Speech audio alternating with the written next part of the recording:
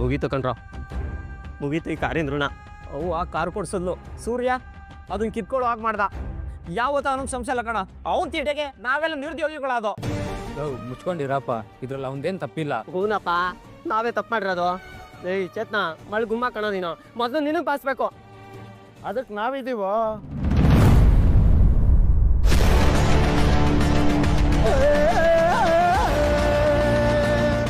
ಏನು ಚಿತ್ತಾ, ನಿಮ್ಮ ಹುಡುಗರೇ ನಿಂಗೆ ಮಾಂಜ ಕೊಡೋಕೆ ರೆಡಿ ಆಗವ್ರೆ ಅಂದರೆ ದುಡ್ಡು ಅರೇಂಜ್ ಆಗಿಲ್ಲ. ಒಂದು ತಿಂಗಳಾರು ಟೈಮ್ ಕೊಡು ಸುಬ್ಬಣ್ಣ. 3 ದಿನದಲ್ಲಿ 50-60 ಸಾವಿರ ಎಲ್ಲಿಂದ ಹೊಂಚೋದು? ಕಳ್ತನ ಮಾಡೋ, ನನಗೆ ಯಾಕೆ ಕೇಳ್ತೀಯಾ? ಅವನೆಲ್ಲವನು ನಿಮ್ಮ ಗ್ಯಾಂಗ್ ಲೀಡ್ರು. ಓ, ಸಾರಿ ಕೇಳಬೇಕು ಅಂತ ಅಪ್ಪಿಟ್ಟಾಗುತ್ತಾ? ಏಯ್, ಹೋಗಿ ತಗೊಬಂದ್ರ ಕಾರ್ನ.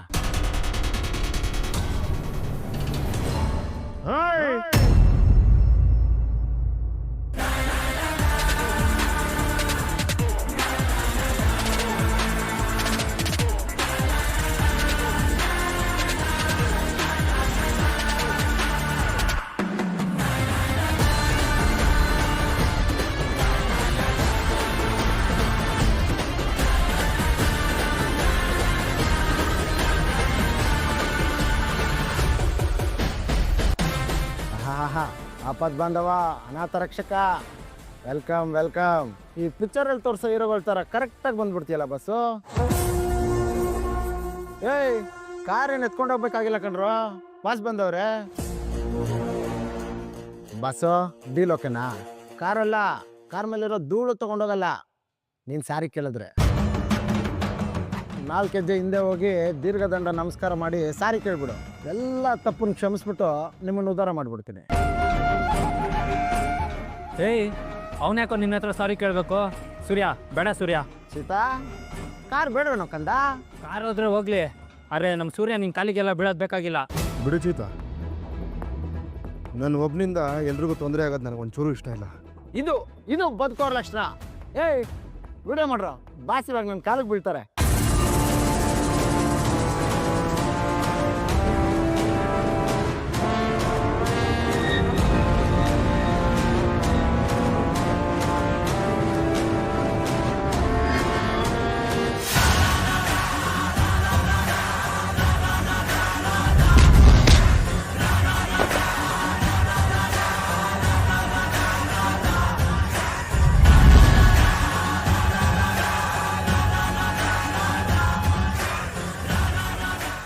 ಏನು ಕಾಡು ಪಾಪ, ಒಂದೇ ಏಟಿಗೆ ಟಿಂಕ್ರಿಂಗ್ ಆಗೋದಿಲ್ಲ.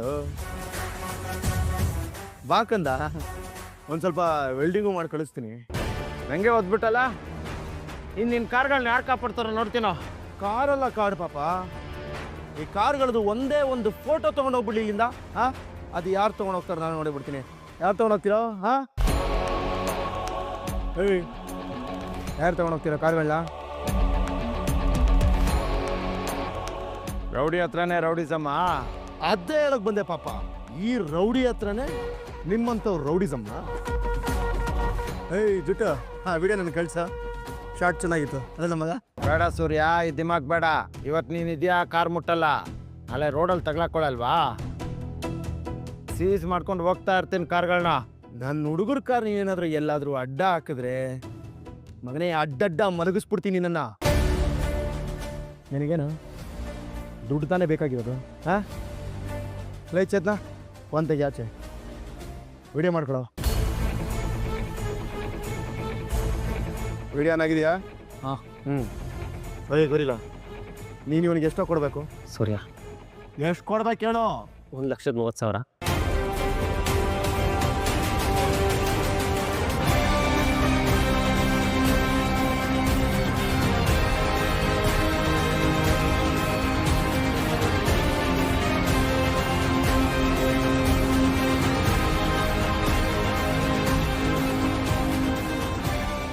ಹಿಡ್ಕೋ ಇದು ಮೇಲೆ ತೊಯ್ದು. ಸೂರ್ಯ ಬೇಡ ಕಣೋ, ಕೊಡೋನ್ಗೆ ಮೂತಿ ಮೇಲೆ ಕೊಡ್ತೀನಿ, ಕೊಡೋ ಅಂದ್ಯಾ? ನಿಂದೆಷ್ಟು? 80,000. 80,000. 80,000 ಸಾಲ ಮಾಡ್ತಾನೆ ಇವನು. ಹಿಡ್ಕೋ ಇದು, ಹಿಡ್ಕೋ ತೊಯ್ದು ಕೊಡೋನ್ಗೆ.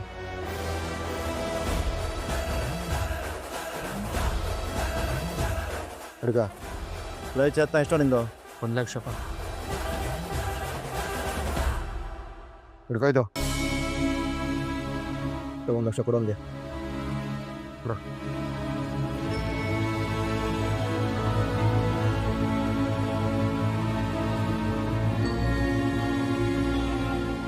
ದುಡ್ಡು ಕೊಡೋಕೆ ಬಂದವನು ಒದೆಯ ಕೊಟ್ಟ ಅಂತ ಯೋಚನೆ ಮಾಡ್ತಾ ಇದೆಯಾ ಸುಬ್ಬ?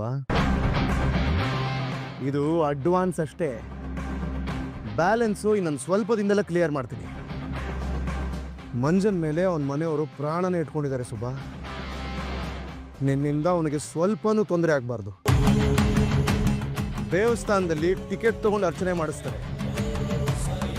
ನಾನು ನಿನ್ನ ಹೆಸರಲ್ಲಿ ಅರ್ಚನೆ ಮಾಡಿಸಿ ಒಂದೇ ಸರಿ ಟಿಕೆಟ್ ಕೊಟ್ಬಿಡ್ತೀನಿ. ಏನು ಮುಖ ನೋಡ್ತೀಯಲೇ ಅವಾಗ ಟೊಯ್ಯ ಹಾಗೆ.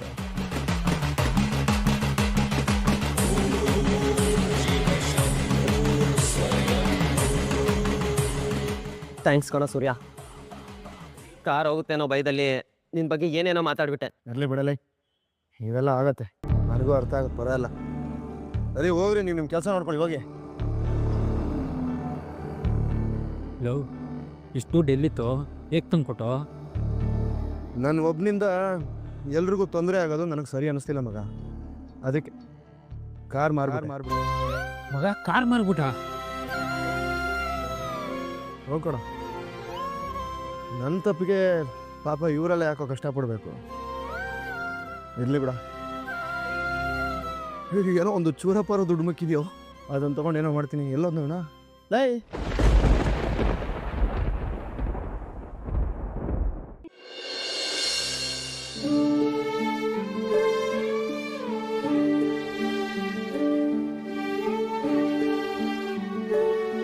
ತಗೋಪ್ಪ, ಸ್ವಲ್ಪ ಕುಡಿ.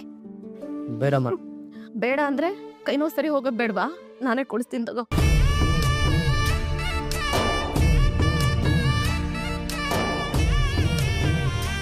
ಮನುಷ್ಯ ಅದನ್ಗೆ ಧೈರ್ಯ ಇರಬೇಕು, ಕ್ರೌರ್ಯ ಇರಬಾರ್ದು.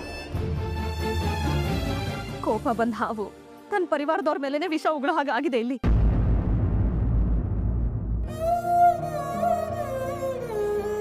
ದೊಡ್ಡವರು ಅಂತ ನಾವ್ ಯಾಕಿರೋದು ಮನೆಯಲ್ಲಿ?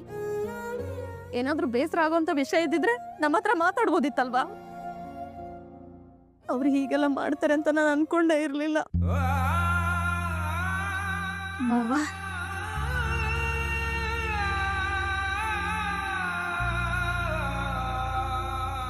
ಹೇಗಿದ್ಯಪ್ಪ? ಇದೀನಿ. ಯಾಕಪ್ಪ, ಯಾಕೆ ಹಾಗೆ ಮಾವ ಕುತ್ಕೋ.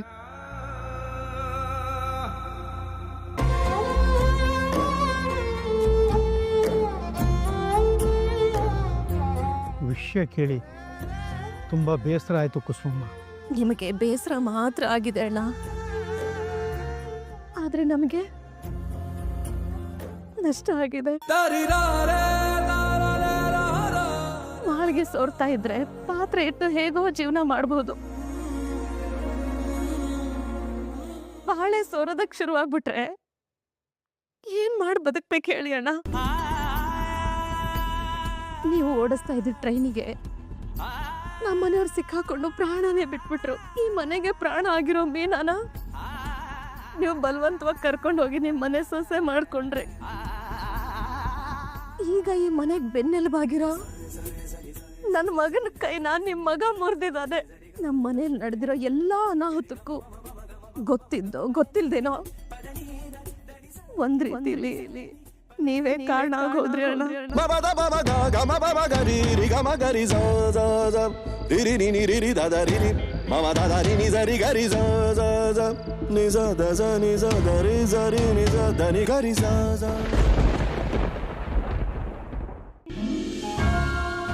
ಎಂತ ಮಾತಾಡ್ತಿದ್ಯಮ್ಮ ನೀನು? ಇದು ಸರಿ ಅಲ್ಲ ಅಮ್ಮ. ನಮಗೆ ಉಪಕಾರ ಮಾಡಬೇಕು ಅಂತ ಅನ್ಕೊಂಡವ್ರಿಗೆ ಅಮ್ಮನಾಗುವ ಹಾಗೆ ಮಾತಾಡ್ತಿದ್ಯಲ್ಲಮ್ಮ. ಮಾತಾಡಲಿ ಬಿಡಮ್ಮ. ಹೊಟ್ಟೆ ಸಂಕಟ ಅನ್ನೋದು ಹೊಟ್ಟೆಲೇ ಇರಲ್ಲ, ಮಾತಿನ ರೂಪದಲ್ಲಿ ಹೊರಗೆ ಬಂದ್ಬಿಡುತ್ತೆ. ನನ್ನ ಹೊಟ್ಟೆ ಸಂಕಟ ಯಾವ ರೂಪದಲ್ಲೂ ಹೊರಗಡೆ ಬಂದ್ರೆ ಸಮಾಧಾನ ಆಗಲ್ಲ ಅಣ್ಣ. ನಂಗೆ ಸ್ವಲ್ಪ ದಿನದಲ್ಲಿ ನನ್ನ ಎಕ್ಸಾಮ್ ಇತ್ತು, ಅದಕ್ಕೋಸ್ಕರ 21 ವರ್ಷ ಕಾದಿದ್ದೀನಿ ಅಣ್ಣ. ಈಗ ನಾವ್ ಏನ್ ಮಾಡ್ಬೇಕು ಹೇಳಿ ಅಣ್ಣ? ಗುಬ್ಬಿ ಮೇಲೆ ಬ್ರಹ್ಮಾಸ್ತ್ರ ಬಿಟ್ರು ಅನ್ನೋ ಹಾಗೆ ಈ ಪಾಪದೊಂದ್ ಕೈ ಮುರಿಯೋದಕ್ಕೆ ಅವ್ರಿಗೆ ಹೇಗಣ್ಣ ಮನ್ಸ್ ಬಂದಿರುತ್ತೆ? ತಂದೆ ಇಲ್ದಿರೋ ತಬ್ಲಿ ಅನ್ನೋ ಸಾಮಾನ್ಯ ಯೋಚನೆ ಕೂಡ ಇಲ್ವಾ ಅವ್ರಿಗೆ?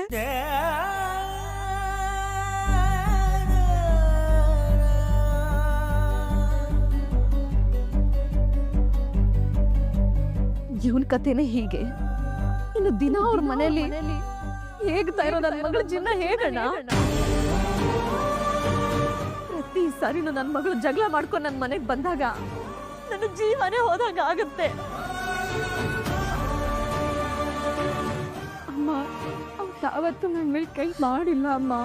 ಮಾಡಿಲ್ಲ ಅಷ್ಟೇ, ಮಾಡಲ್ಲ ಅಂತ ಹೇಗೆ ಹೇಳ್ತೀಯಾ? ಕುಸುಮಮ್ಮ, ನನ್ನ ಮಗ ಹೊರಟ ಕೋಪಿಷ್ಟ ನಿಜಾನೇ, ಆದರೆ ಏನೂ ಕಾರಣ ಇಲ್ಲದೆ ಯಾರ ಮೇಲೂ ಕೈ ಮಾಡಲ್ಲ ತಾಯಿ ಅವನು. ಬರೀ ಕೈ ಮಾಡೋದ್ ಬಿಡಿ ಅಣ್ಣ, ಕೈ ಮುರಿಯೋಷ್ಟು ದೊಡ್ಡ ಮನ್ಸು ಬಂದಿದೆಯಲ್ಲ ಅವ್ರಿಗೆ. ಅಳಿಯ ಮನೆಗ್ ಬಂದ್ರೆ ಮತ್ತೊಬ್ಬ ಮಗ ಬಂದ ಅಂತ ಸಂತೋಷ ಪಡೋಳ್ ನಾನು. ಆದ್ರೆ ಈಗ ಮತ್ತೆ ಆ ಭಾವನೆಯಲ್ಲಿ ಹೇಗಣ್ಣ ನೋಡ್ಲಿ ನಾನು? ಅಮ್ಮ, ಸಾಂತ್ವನ ಹೇಳೋದು ಬಿಟ್ಟು ನನ್ನ ಕೈಲಿ ಬೇರೆ ಏನು ಸಾಧ್ಯ ಇದೆ ಹೇಳಿ ತಾಯಿ. ಇಲ್ಲಪ್ಪ ಮಂಜು, ಅವನು ನಿನಗೆ ಎಲ್ಲಿ ಸಿಕ್ಕದ? ಅವನು ಯಾಕೆ ನಿನ್ನ ಮೇಲೆ ಕೈ ಮಾಡ್ದ? ನಾನು ಕೆಲಸ ಮಾಡ್ತಿರೋದು ಫೈನಾನ್ಸರ್ ಹತ್ರ ಮಾವ. ನಿಮ್ಮ ಮಗನ ಫ್ರೆಂಡು ನಮ್ಮ ಫೈನಾನ್ಷಿಯರ್ ಹತ್ರ ಸಾಲ ಮಾಡಿದ್ದ, ಅದನ್ನು ಕೇಳಕ್ಕೆ ಹೋಗಿದ್ದೆ ಅಷ್ಟೇ. ಅಷ್ಟಕ್ಕೆ ನನ್ನ ಮೈ ಮೇಲೆಲ್ಲ ಬಿದ್ದು ಹೊಡೆದ್ರು. ಮಂಜು ಅಷ್ಟೇನಾ? ಬೇರೆ ಏನಾದ್ರೂ ಇದ್ರೆ ಹೇಳು. ಯಾಕಕ್ಕ, ನನ್ನ ಮಾತ್ಮೇಲೆ ನಂಬಿಕೆ ಅಲ್ವಾ? ಫ್ರೆಂಡ್ಗೋಸ್ಕರ ಬಾಮ ಇದನ್ನ ಕೈ ಮುರಿದ್ರು. ಅವನ ಮೇಲೆ ಸಿಂಪತಿ ನನಗೆಲ್ಲ ಬೇಡಪ್ಪ, ಬೇಡ. ಅವನ ಮೇಲೆ ನಿಮಗೆ ಯಾವುದೇ ರೀತಿ ಕರುಣೆ ಬೇಡ. ಆದರೆ ಒಬ್ಬ ತಂದೆಯಾಗಿ ನಾನು ನಿಮ್ಮ ಕೈ ಮುಗಿದು ಬೇಡ್ಕೋತೀನಿ, ದಯವಿಟ್ಟು ಅವನಿಗೆ ಯಾವ ಶಾಪನೂ ಹಾಕಬೇಡಿ.